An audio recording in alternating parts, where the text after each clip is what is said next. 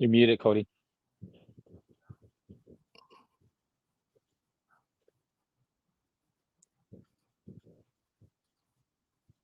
Roger, can you hear him? Yeah. Okay.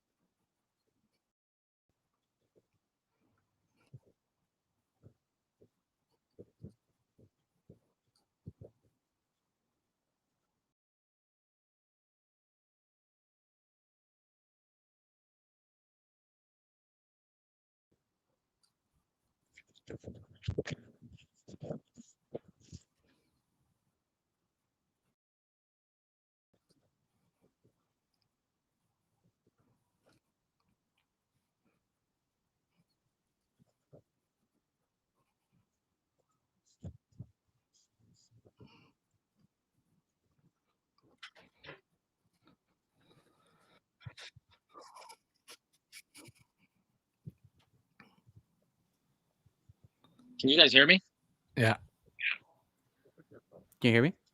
We good? We good? All right, can we're hear having you. technical difficulties There, right now. Can you hear us? there you All right, hear you there we now. go. All Okay. right, little technical difficulties there. Carlos, we are here. Game 5 of the NLDS. We knew this was going to happen. The two best teams in the National League since the All-Star break. Are you surprised that the teams are where they are today? No, this is what we said. We said this is going to go 5 games. The Padres, whether we like them or not, are a good team, probably the best team coming out of the wild card. And the Dodgers are the best team. Just like Will Smith said earlier in the season, we are the best team. And so, no, we are where we should be, and it should be one game that determines this series. Um, you know, if I had any surprises, I know we'll get into it later. Is just a starting pitcher, but right now we are where we should be. Yeah, I mean, coming into this series, obviously this is the matchup that, was probably going to be the most challenging for the Dodgers. No, there's no ifs, ands, or buts around that. And we knew that coming in. We've played the Padres all year, and the Padres have had our number of winning the season series. Even in this series in the NLDS, they've beat us by 8 runs, but we've also punched back and beat them by 8 runs. And I think it's just fitting between these two teams. Unlike 2022, where the series ended in 4 games. The Dodgers, their grit this season just feels a little bit different. To bring it back to home for a Game 5, where pretty much it's 50-50, flip a coin, and we don't know who's going to win. We all know who we want to win, and the Dodgers, it's been a while since they've moved on in the playoffs. The 2021 they lose in the championship series, and 2022 they're a first round exit. Last season, like I've mentioned, I would like to forget that entire series, and then you move on to this year. So I think the Dodgers and their fans and the players themselves are hungry to move on. How meaningful would it be for the Dodgers if they moved on today? A lot of people, including myself, believe that if we get out of this round, we're headed to the World Series and hopefully win the whole thing. It means a lot. It'll silence all the naysayers, and we had this discussion a couple of lives ago, or pregame shows ago, where we said that there's a lot of fans, even Dodger fans, who didn't believe that they could beat the Padres. And we have one in our group, and he admitted to it yet last night. The Prince of Darkness. He thought the Padres were going to win this series. So we got to come out. We got to come out hard. Be pumped up. I'm reading the comments here, and just the energy it's good. I mean, let's go Dodgers for sure. We got this game. We're at home. I mean, we have everything that we need to win this game. There might be some X factors that we might not like Darvish starting and Yamamoto starting, but everything else is in place. We're playing at home. We just wiped their asses, 8-0 in San Diego. So everything is on our side right now. Momentum's on our side. So we just got to go out there, hit the ball, play our game, take some pitches, get this guy out of the game, and let's just go into the bullpen. And I think we'll have better luck with the bullpen. Yeah, I think coming into this game, the way they won, in game 4, bullpen game, 8-0 win. Offense showed up, the pitching stepped up big time, and they forced that game 5.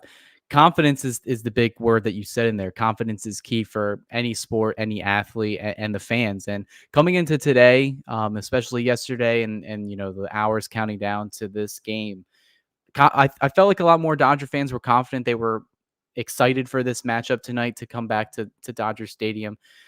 But let's get into one guy that you guys weren't confident in last night, who the Dodgers ended up choosing to start this game, and that is Yamamoto, who we all know his track record against the Padres this year: 3 starts, 9 innings pitched, 13 earned runs given.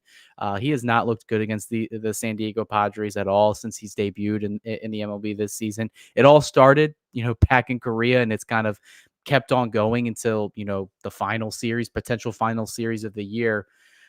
Carlos, there's a lot of things to like about Yamamoto, but are you worried with him getting the ball to kick off this game tonight? So, I'll stay loyal to the Dodgers, and I'm behind Yamamoto. So, despite the fact that I don't think he should have started or got the start, I'm gonna hope just like you guys that he does well. I think the biggest difference is going to be that Roberts is going to have a very short leash with him. I wouldn't be surprised if the game even starts with someone in the bullpen starting to stretch, not throw the ball because I don't want him to, like, Yamamoto's looking out there and maybe psychologically is not, kind of affecting him. So I think just someone out there stretching, getting them ready. But I mean, I think, yeah, I mean, we got to be behind Yamamoto, and hopefully he has that Yankee game that he had in the middle of the season before he got injured. That's the Yamamoto we want.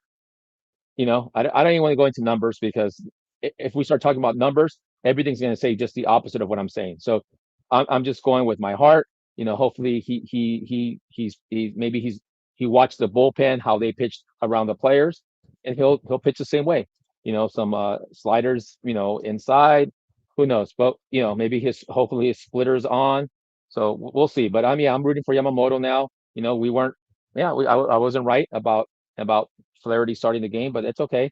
That's fine. If Roberts knows something I don't, kudos to him. A thing that kind of caught my eye, today as I'm getting ready for the game, I'm listening to, Steve Sachs and Tim Cates in the morning, and they're kind of going over like what's the leash for Yamamoto today. Like, when do the Dodgers, you have to, I feel like you have to be aggressive in this game because any base hit, any, double, extra base hit, runners on, that could make or break you in a postseason game, especially the way we saw Darvish pitch the other day. What is your leash if you're Dave Roberts for Yamamoto?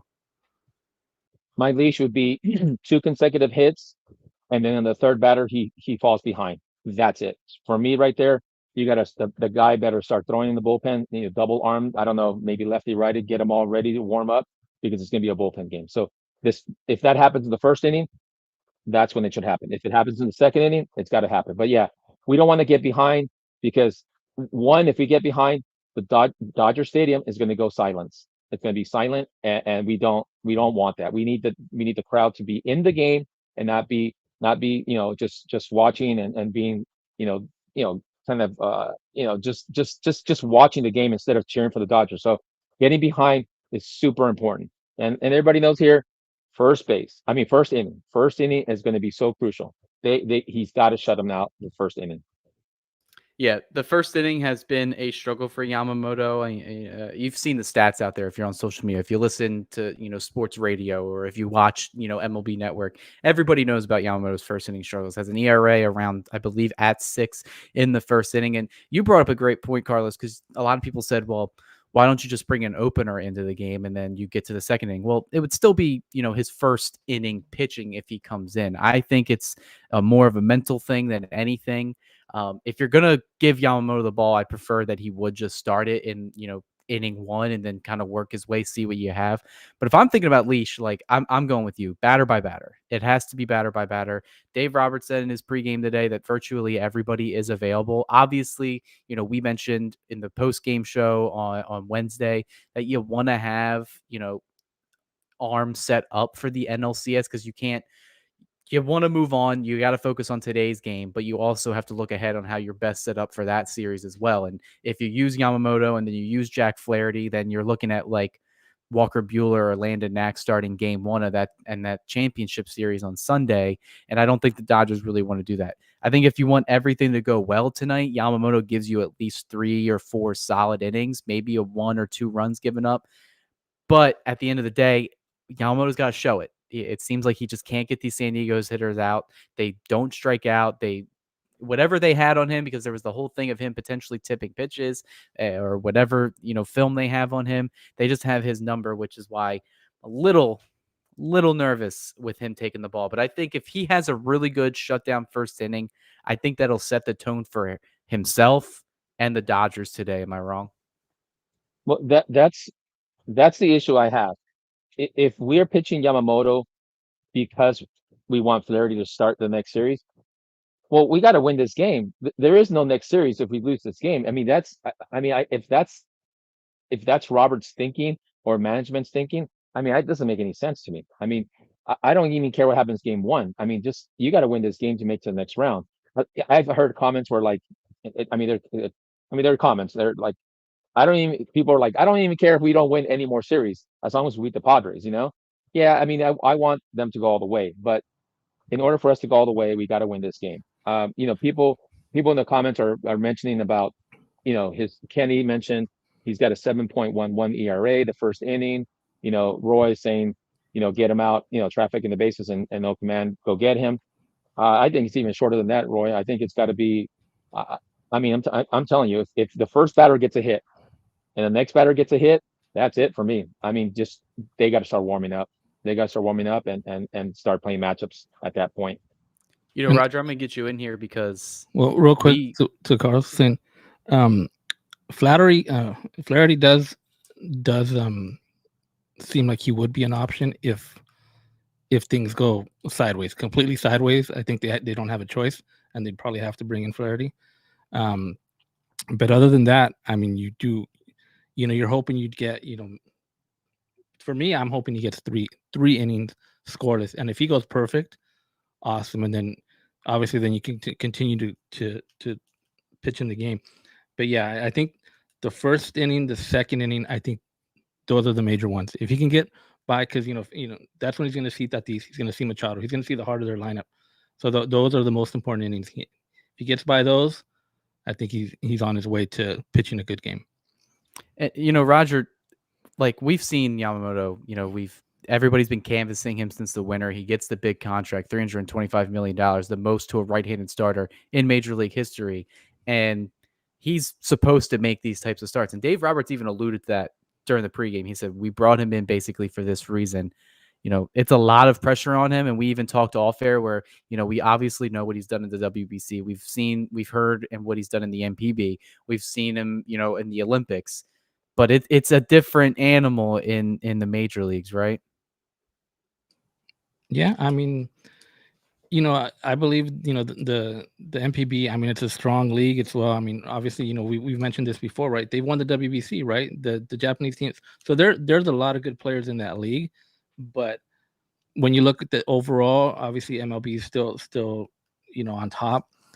But yeah, I mean, he was brought here for this specific reason. He's a big game pitcher. If you look back to the Japan series last year that he was in it, he had a bad, I think it was like a game, I think it was a game one starter. He had his first start was really bad. And then he came back later in that series and he was lights out. So I'm sure the Dodgers are looking at that and kind of, hey, that's kind of what we need from him. And, we've seen him pitch on the big stage, right? I get it. It's a regular season game, but it was in New York. All the attention was there.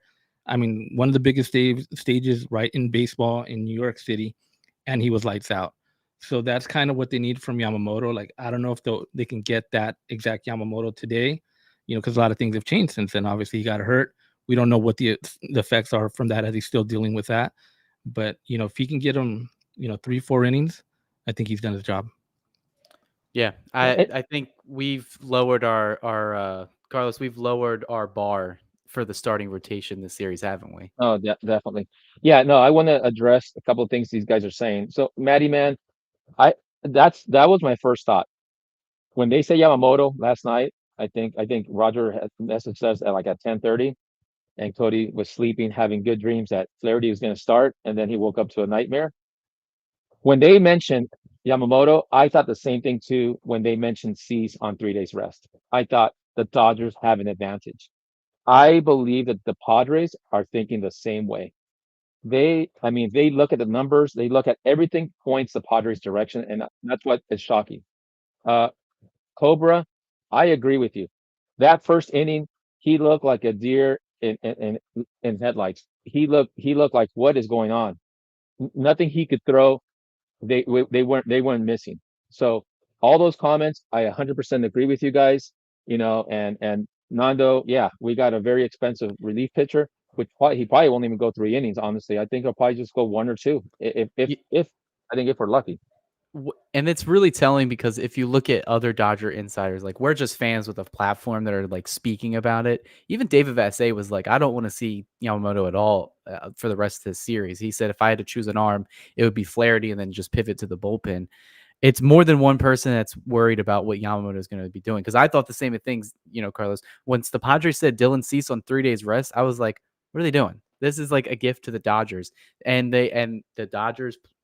It played right into the Dodgers' hand. They hit Cease well. He had no command, and then he was out within like 2 innings of that game, and now he's unavailable for today. So the Dodgers got wins on all front in that case.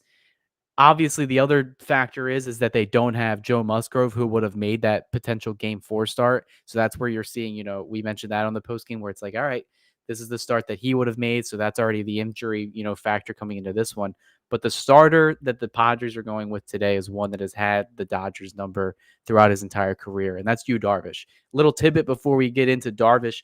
I thought it was kind of cool that this is the first postseason game in Major League Baseball history between two Japanese-born players. And, you got Yu Darvish, who in my generation is the one that kind of was like the best Japanese pitcher. And you got Yamamoto, who's the most expensive Japanese pitcher. So looking at Darvish, what are we expecting from him against these Dodgers batters today? I mean, yeah, they got to work the count.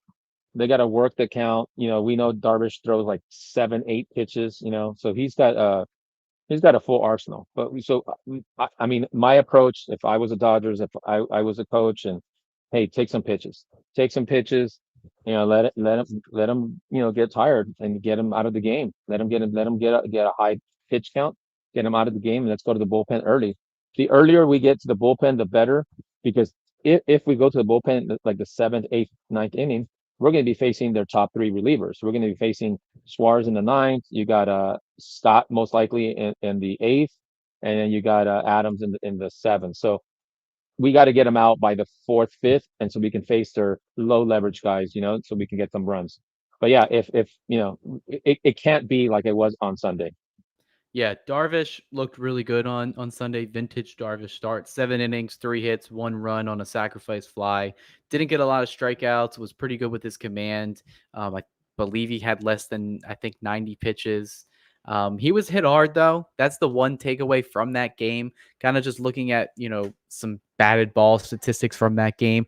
Dodgers had 7 hard hit balls hit over 95 miles per hour. And they went 1 for 7 in those opportunities. And we mentioned it in the postgame that show, Betts got literally robbed of a home run. It cleared the fence, and that would have been an extra base hit that ended up not meaning anything. Freddie Freeman got robbed of like a stand-up double, even with his ankle, from Fernando Tatis out there in the outfield. So, I think the Dodgers, they've seen Darvish enough. They know what he has. Ohtani still kind of struggled against them, but we just need the top 3 of the Dodgers order to do what they've been doing all year. And it's the same formula, because even in that, 8-0 blowout win, the bottom of the lineup was really good. They were really good with runners in scoring position compared to the Padres. A funny, tidbit from that game is that the Padres also had 9 opportunities with runners in scoring position, and they went 0 for 9. Dodgers had 9, but they went 5 for 9. That's the difference between, a blowout and a close game, or a win and a loss. Dodgers need to keep it on the attack. They need to be really. I know we were talking about Muncy kind of changing his whole game plan, but they just had to be they have to be aggressive. And this is Yu Darvish's start on 4 days rest. We already mentioned the stats, has an ERA over 6 in those games this season. So I'm expecting the Dodgers to kind of be aggressive. Obviously, if he's struggling with command, they'll take a walk. But I wouldn't be surprised to see Ohtani just swinging first pitch of the ball game. So, because I just feel like that's the key to success. I really think that this game can turn into a bullpen game for both clubs again, because obviously you want to put your best pitcher out there, but both starting pitchers can seem like the stats are going against them. Am I wrong there? Yeah, man, I'm looking at the stats, and we're always throughout the season, we're always bashing the bottom of the lineup. The bottom of the lineup is batting the best of the from the top three and the four and five six guys. The bottom is batting 279. The top is batting 265, and the middle of the lineup is batting 186. So if you look at those numbers, the guys who need to step it up today, because obviously we expect Mookie and Shohei and Freeman to do their thing. It's Max Muncy and Will Smith. If those guys just go up there, strike out, and don't do anything, it's going to be a tough game to win. But the bottom of the lineup, you guys, is doing better than the top. So they're getting on base. They're avoiding the double play. They're making them bunt. Sometimes they're executing the bunt. Sometimes they're popping up the bunt. But the key is they are avoiding the double play and giving Ohtani a chance to bring in those runs. Another good thing about the Dodgers, the way they're going right now, the bullpen obviously looked lights out in that win the other day, but their offense is kind of awoken. 8-0 win in Game 4, a 6-5 loss. They've scored 13 runs over their last 2 games. We mentioned it in the post game show. They've actually outscored the Padres in this series by 1 run, 22-21. That's kind of showing all over, and the big reason for that, I would say, is because of Mookie Betts. Roger, Betts has to show up, but we were talking about center field, and I feel like we all kind of got what we wished for, and we thought Kike Hernandez deserved this shot there because that's what we signed him for, right? Yeah, and Kike has shown that he's up for these moments, right? Ever since 16, right, when he was talking about this today in his press conference, since 16, when he had that 3 home run game, he just put it on a different level, and he talks about, like, prior to that, he had struggled, and then he finally got to 16, and he kind of just he changed his approach, and he put it in a different level, and he's up for these moments. And one thing that they kept saying is you can't be afraid to fail, right? You can't be afraid to fail, to lose, and you got to go out there and do your thing. So I'm expecting a couple pretty big hits from him today, and maybe even a home run, right? I think this is a time for he's going to show that he deserves to be on that lineup today and possibly going forward. Yeah, another guy that they brought in for October, or kept around because of his October success, is Chris Taylor, which, if you look at his career success in the postseason, he has a 791 OPS, 9 home runs, 26 RBIs. I just don't think the Dodgers can play him in an everyday role and get 4 at-bats a game, because we saw, he went 0 for 4 with 4 strikeouts. Great bat off the bench, great defensive, versatility there. But Kike Hernandez is the guy that deserves to start in center right now. Miguel Rojas, he's banged up with the groin injury, and I think the Dodgers can't afford to have 2 guys that are injured on the infield, right, Carlos? Like, we like Tommy Edman. I feel like we've seen the most out of Tommy Edman in terms of what he can do, in terms of bunts for hits, contact hitter, plays elite defense. We've seen him call off balls all over the infield, calling off Gavin Lux, calling off Muncy, calling off Teoscar Hernandez going way out in left field. Tommy Edman's a key contributor in this right now, but who's a guy that really needs to step up tonight for the Dodgers to move on? To step up, I mean, it's got to be Ohtani. Ohtani's got to have a big game. He's got to be like, he's got to like go 3 for 4 or something, like maybe 2 home runs or in a double, but he's got to have a big game. And like you were saying, yesterday we mentioned that Hernandez was going to be in the lineup. It was like a no-brainer. We saw what Chris Taylor did, which completely, unfortunately, unfair for the poor guy. But yeah, he can't start the game. We knew that Freddie was going to come back. I mean, if Freddie could walk, even if he's hobbling, he's going to play. I know Matty Man was saying that it might cost us defensively. I don't think so. I think that if he couldn't play, he would let the coach know, hey, you know what? I just don't think he's that kind of player to cost the team runs just to play the game. So, but I think there's some Padre fans in here, so I wanted to give some numbers really quick. So I don't know if Cody mentioned, but the Padres haven't scored a run since that second inning where they scored 6 runs. So they've gone scoreless for the last 15 innings, and in that stretch, the top 5 batters they have I believe they're 3 for 27 in the last what I want to say 15 innings. It's not like the Padres are killing the Dodgers. It's only one game where they destroyed the Dodgers, just and the Dodgers did the favor back to them. And in that game, we know we the Dodgers put their low leverage guys. They threw a rookie in the last inning, so those home runs. Now you can dance all you want. The peacock and show his feathers and do whatever he wants, but those home runs are just like those are like it was like junk, junk baseball at that point. So it's not like I said, it's not like they're hitting lights out. We can beat this team. I think what the game plan, whatever how they pitched on Wednesday, that is the game plan for Yamamoto. I hope Yamamoto looked at those videos, looked at repeatedly, and that's the way you're going to pitch to the Padres today.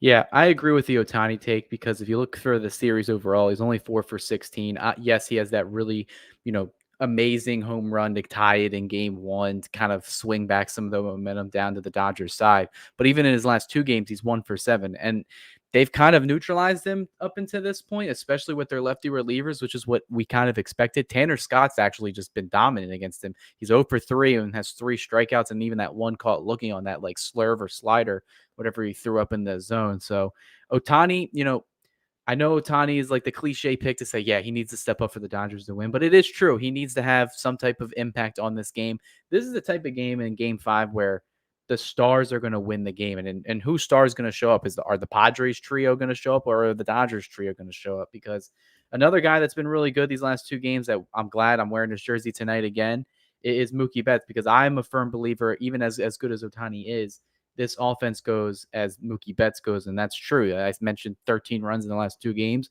Mookie Betts has been heavily involved in that. 4 for 9, 2 home runs, 3 RBIs, and he bumped his OPS all the way up over 1 with the 1.056. So I just think flat out, everybody needs to step up today. Everybody needs to know their role and do their role. The bottom of the order, they shouldn't be, getting their eyes big to try to get extra base hits and hit it to the fences. They should just be getting on base for the $700 million man, the $365 million man, to set them up for success down the line. And for Freddie Freeman playing today, I'm still waiting for maybe watch them get an update in the next, like 10 minutes saying that he's out of the lineup. But I think having the day off, having the game 4 off and then another day off. And then we see, I don't know if you saw Carlos, he kind of has his foot and ankle wrapped like a football player in the NFL.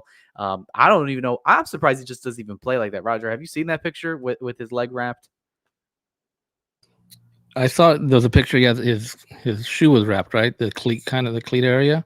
Yeah, it looked like something that like an NFL player would wear, like with tape all around the ankle. Kind of just taping that up, getting that as tight as possible. It's not going to have a lot of movement. So, but I mean, now we're what into it? How many is it? Like it's 2 weeks now, right? Or since the injury. So I'm assuming it's getting a little bit better, day by day. So hopefully, he's out there, he's able to play the entire game, and they get the win, and then he gets another day off before the next series. Well, so. he mentioned that it's back-to-back days that's bad.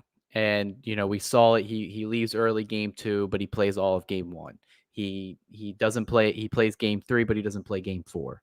And he has the off day, yesterday, and he's coming in today. We're assuming he's going to play all 9, depending on if the Dodgers, get a huge rout in this one. That's what I'm hoping for. Hopefully, we just don't even have to have any pressure.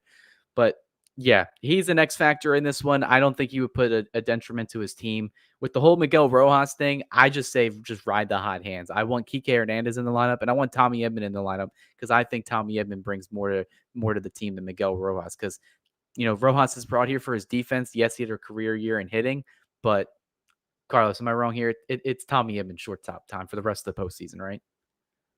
Definitely, he's played so well. I mean, his defense is great. Look, he executes the bunt when we need it. I mean, it wasn't technically a squeeze bunt, but I guess by definition it's a squeeze bunt when he scored in Muncie. He also did another bunt to get a runner across. I mean, move the runners. So yeah, he's doing the little things. Maybe he's not crushing the home runs like he did in that one series with I forget what team earlier in the season, but yeah, he's doing the things that he has to do. I like the move. I like the move because like you said, you got to play the hot hand, and Kike Hernandez is the hot hand right now. Play him. He loves the postseason. This is why you got him. Use him. Sit down, Taylor. He's just not feeling it. He's kind of been left out. Maybe next series you can start him game 1 if you want, just so he can get into rhythm. of the game. But yeah, this is to me, this is probably the best lineup we have right now.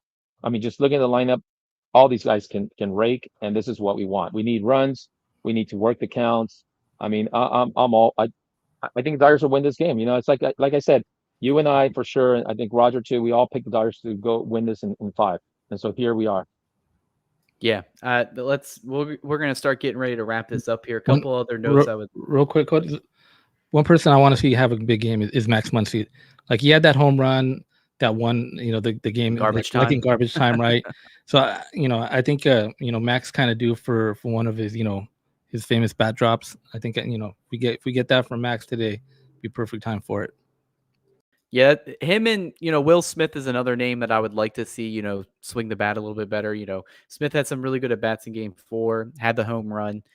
I think it was the furthest home run between both teams, or something like the entire postseason, or something like that. So obviously, we know Will has the power. Obviously, we've known he's kind of struggled most of the second half after a hot start in the first 2 months of the season. But yeah, there's a lot of names to pick from. Like I said, you just got to find any way to muster a win.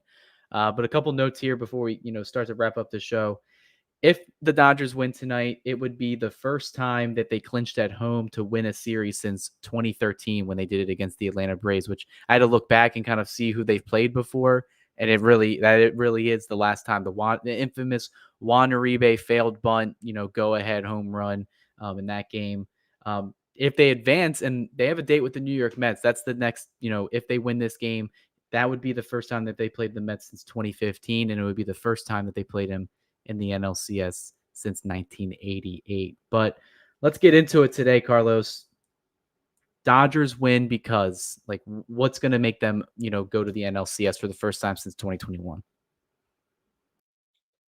They win because they hit Darvish and they score runs against him. They go to the bullpen early, and their middle relievers can't like control the game, and they might go to their top guys early. So that's what I think. I think they win because they do attack Darvish. Darvish historically shows that in elimination games and winner takes all games, he's 0 for 2. Elimination games, he's 0 for 4. And his last one, and I got to repeat it again, was against was with the Dodgers in 2017 against the Astros. So I don't know if the pressure gets to him. I'm not sure what it is, but you know that's my prediction. I think that's why the Dodgers win. Roger, same question. What makes the Dodgers win this game and move on? I mean, speaking of Darvish, if they can get, because we know Darvish, even if he comes out kind of shaky, rocky, we know he's going to probably settle in. So if they get that opportunity right in the first inning or second inning, they got to take advantage of it. If they get guys on and they're able to score, push some runs across, that's what they got to do, because I think as the game progresses, Darvish will settle in. If they leave him in there, he'll settle in. So I think that is a key factor to winning this game. If they get to Darvish early, you score runs, put the pressure on him, it leads to a victory. Yeah, I agree with Roger. I think we have to remember, no one beats Father Time. Yu Darvish is 38 years old, starting on 4-day rest. He had numerous injury, history this season, a neck, a back injury, and then missed a bunch of time with, some personal off the field stuff. But, if he gets rattled early and the Dodgers can take advantage of that, because they couldn't take advantage of that in Game 2. Like I said, the stats that I shared, they were hitting him well. They were seeing his pitch as well. Just I don't even know what happened in Game 2. A whole lot of things just spiraled out of control that game. But I think they can hit him. I think they can hit him hard. Yu Darvish has also pitched 4, make or break games for his team, and is 0 for 4 in those games with an ERA that's pretty high. His last start in that type of situation was Game 5 Game 5 against the Phillies in the 2022 NLCS. I think he went 6 innings, 2 runs, but in most of them, including the 2017 World Series, which everyone has pretty much brought up today, didn't look too good. And I'm expecting that Yu Darvish today, because sometimes the moment's too big for somebody. But Carlos, final score time. Let's go. You said Dodgers in 5. What's the final score today? It will be 4-2 Dodgers. Roger, you also predicted Dodgers in 5. I know you want to see nothing more than the Padres be eliminated. What's the final score?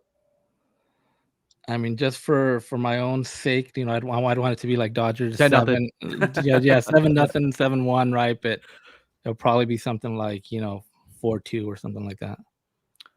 I'll be dramatic. I think they walk off this win. I think it'll be pretty tight. I think both teams are going to be very aggressive with their pitching.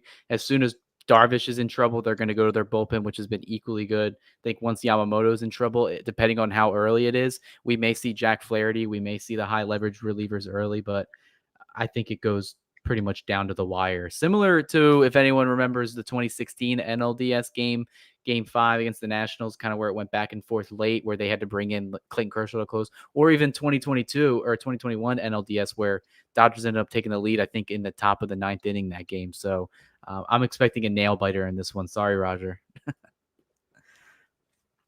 But Matty Man's got 10-8.